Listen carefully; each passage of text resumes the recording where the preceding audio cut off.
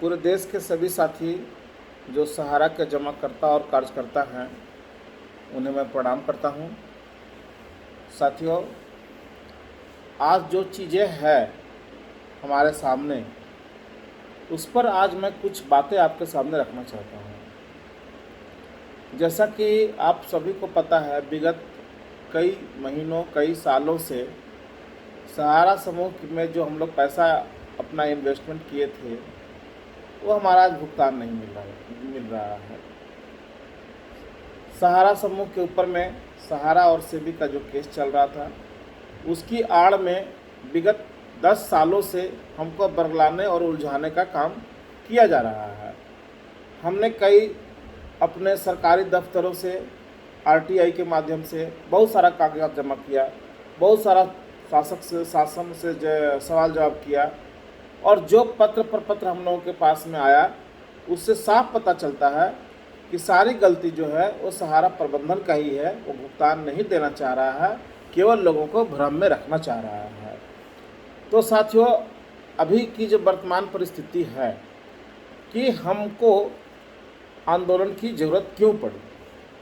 आंदोलन की ज़रूरत तब पड़ती है जब देश के शासक, देश के प्रशासक हमारी बात न सुने और जो कल्पित है, जो गुनाहगार है, आज 13 करोड़ जमाकर्ता की अगर बात स्वयं सरकार मान रही है कि 13 करोड़ जमाकर्ता का धन इसमें फंसा हुआ है सहारा की सोसाइटियों में और क्यू सोट में, तो उसको ये भी पता होना चाहिए था भारत सरकार को कि आज सहारा समूह के जो मुखिया हैं, पूरे देश से करीब करीब 700-800 केस उनके ऊपर में लगा हुआ है, फिर भी उनको बगल में बैठाते हैं। देश के जो राजनेता हैं, माननीय जो कैबिनेट मंत्री हैं, वो देश के सर्वोच्च पदों पर बैठे हुए लोग उनको अपने बगल में बैठते हैं, उनको फ़ोटो खिंचवाते हैं, और जो कल्पित है वो अपने आप को ये साबित कर, उस फोटो को दिखा करके साबित करना चाहते हैं कि तुमको जो करना है कर लो, हमारे साथ पूरे देश के लोग लगे हुए हैं। जहाँ कहीं हमारे अच्छे पदों पर बैठे हुए जो लोग हैं, उनके समारोह में जा कर के उपस्थित होते हैं, फ़ोटो खिंचवाते हैं, वीडियो बनाते हैं, और उसको हम लोगों को दिखा करके ये साबित करना चाहते हैं कि जो करना है कर लो, हम पैसा नहीं देंगे। विंड्स की मीटिंगों में अपने और खुद जो हमारे साथी हैं, जो आज भी अंधभक्ति में डूबे हुए हैं, उनके साथ मिल करके नाच गाना करते हैं और हमको चिढ़ाते हैं कि हम भुगतान नहीं करेंगे, जो करना है कर लो।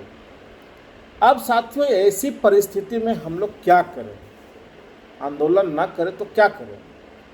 जब देश के शासक, देश के प्रशासक एक गुनाहगार को बचाने के लिए चुप्पी साधे हुए हैं, उन्हें बगल में बैठा करके फ़ोटो खिंचवा रहे हैं, और वो गुनाहगार पूरे देश के लोगों को चिढ़ा रहा है।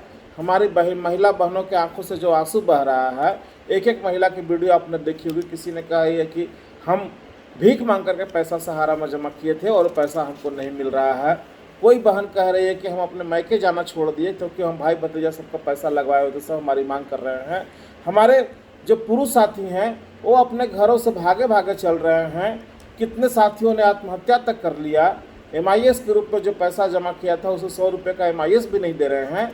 उस परिस्थिति में हम क्या करें? आंदोलन ना करें तो क्या करें?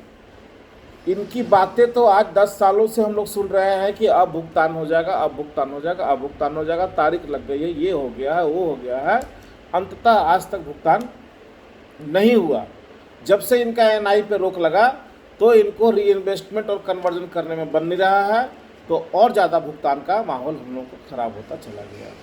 साथियों, इस परिस्थिति में जब सभी लोग मिलकर एक व्यक्ति को बचाने का काम करते हैं, तो हमारा जो संवैधानिक राइट है कि हम सड़कों पर निकलें और इनके खिलाफ हम लोग आंदोलन करें। तो साथियों, आंदोलन की घोषणा हो चुकी है। जैसा कि आप सभी जानते हैं कि 9 तारीख को पूरे देश भर के जितने भी इनके रीजन कार्यालय हैं, वहाँ पे हम लोगों को सांकेतिक धरना देना है, और 15 तारीख से जो देश भर के इनके जोनल कार्यालय और एरिया कार्यालय हैं, वहाँ पे हम लोगों को अनिश्चितकालीन धरना और आमरण अनशन करना है। ये हम लोगों की तरफ से घोषणा हो चुका है जन आंदोलन संघर्ष न्याय मोर्चा की ओर से।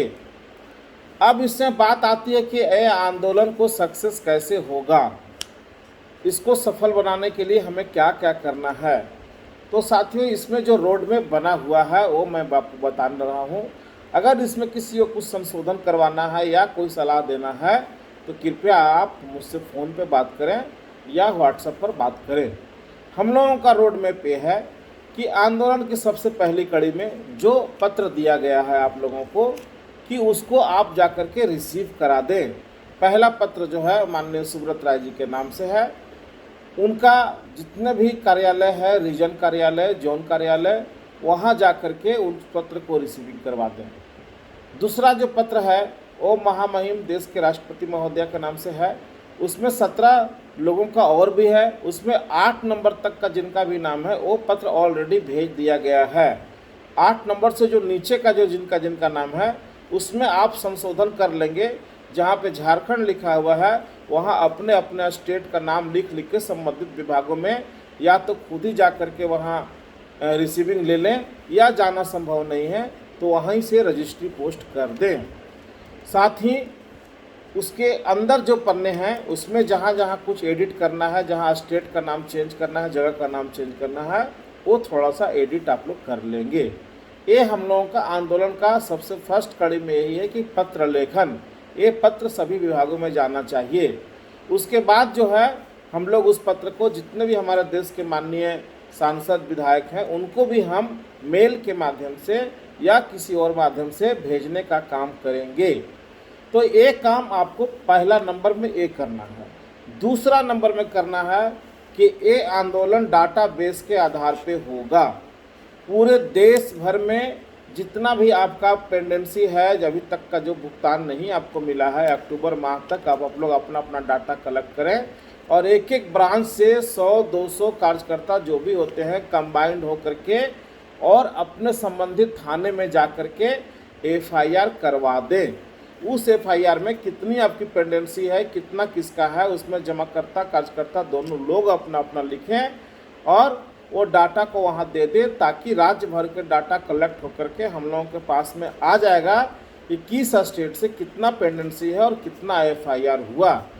उस समय हमारे जो प्रशासन के लोग हम लोगों के साथ में नेगोशिएशन करेंगे तो ये बात हम लोग टेबल पे रखेंगे कि इतना FIR होने के बाद भी आपने प्रबंधन के लोगों को गिरफ्तार क्यों नहीं किया, या जो हमारा भुगतान का मांग था, जो हम 1 महीना पहले आपको पत्र दे दिए थे, उसके लिए आपने क्या किया, हमारे लोगों को भुगतान कब मिलेगा। ये उस टेबल पर बातें होगी जब पूरा डाटा हम लोगों के पास आ जाएगा। तो साथियों, दूसरा स्टेप ये है कि जल्द से जल्द तेज़ी के साथ में आप लोग FIR करना शुरू करें।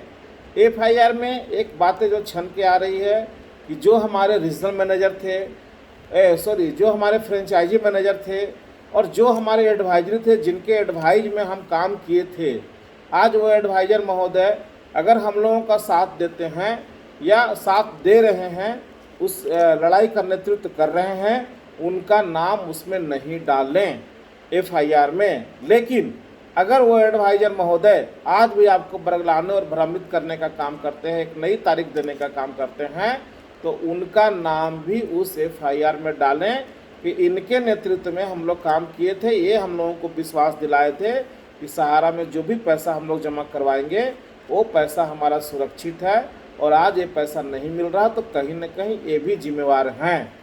साथ ही फ्रेंचाइजी मैनेजरों के लिए एक स्पेशल बात मैं कहना चाहूँगा। मैं पहले से कहता आ रहा था लेकिन आपने बातों पर ध्यान नहीं दिया। जो लोग आज ध्यान दिए वो फ्रेंचाइजी को सरेंडर किए और हम लोगों के लड़ाई में हमारा साथ दे रहे हैं। लेकिन जो फ्रेंचाइजी मैनेजर हमारे साथ नहीं दिए, आज भी कंपनी की चाटुकारिता कर रहे हैं, कंपनी में रह करके हमारे लोगों को भरमा रहे हैं, और आपके भरमाने और चाटुकारिता करने का परिणाम ये हुआ कि हमारे बहुत सारे लोगों ने आत्महत्या कर लिया। हमारी बहनें रो रही है, हमारे जमाकर्ताओं को 100 रुपये का जो MIS है वो नहीं मिल रहा, जमाकर्ता को बीमारी से मर रहा है, हमारे कार्यकर्ताओं का ब्रेन हेमरेज होने के कारण मर रहे हैं, कितना लोग सुसाइड कर लिए। तो इसका एक कारण आप लोग भी बने हैं, क्योंकि आपने प्रबंधन का बहुत ज़्यादा चाटुकारिता किया। अगर आज आप पहले से हमारे साथ आ गए होते तो ये नौबत हमको ना आती, ये लड़ाई कब की ख़त्म हो गई होती और लोगों का भुगतान हो जाता। आपसे अंतिम रिक्वेस्ट यही है कि आज आप भी हमारी लड़ाई में आना चाहते हैं, आपका स्वागत है, लेकिन आपको ये प्रमाणित करना होगा कि आप मन से हमारे साथ आ रहे हैं, केवल तन से आने से नहीं होगा कि आप इधर भी हैं और उधर भी हैं। आप जो फ्रेंचाइजी मैनेजर हैं, आप कार्यकर्ता भी हैं, आपके द्वारा भी संस्था में धन निवेशित है। आप अपने कार्यकर्ताओं को, जमाकर्ताओं को लेकर के खुद से जा कर के एक डाटा बना करके थाने में FIR करें कि हम यहाँ पे कार्यकर्ता के रूप में काम कर रहे थे और मेरा कलेक्शन पॉइंट था। हमारे कलेक्शन पॉइंट में बहुत सारे जमाकर्ता पैसा निवेश करवाए थे जिनका कि भुगतान नहीं हो रहा है। हमने प्रबंधन से कई बार पैसे की मांग की, लेकिन प्रबंधन हमको नहीं दे रहा। बाध्य होकर के हम प्राथमिकी दर्ज करा रहे हैं। आप लोग प्राथमिकी दर्ज करा करके और अपना अपना फ्रेंचाइजी सरेंडर करके हम लोगों के साथ अगर आते हैं तो ये साबित हो जाएगा कि आप मन से हमारे साथ आ रहे हैं।